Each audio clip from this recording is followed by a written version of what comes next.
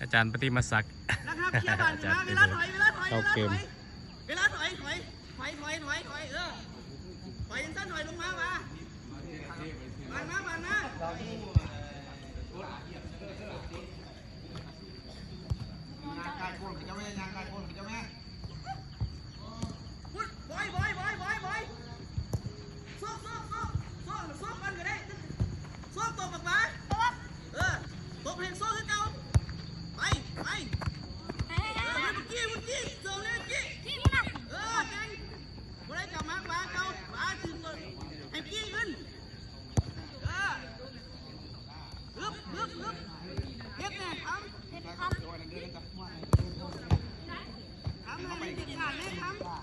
จบให้มันได้แม่หน้าที่พวกเจ้าน่ะ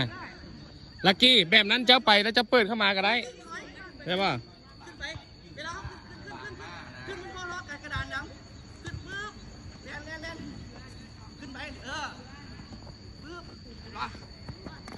เวลาห้องแท็กบานแบบนี้เหรอนั่งทับเตะเข้ามานั่งทับเตะขึ้นมาเดินหน่อยถอยตรงนี้บานเข้ามัดบานขึ้นมาเดินขึ้นมา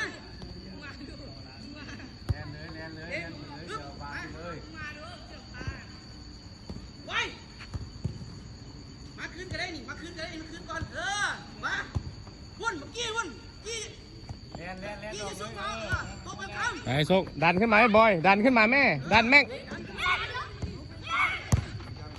เก็บได้นั่นแหละ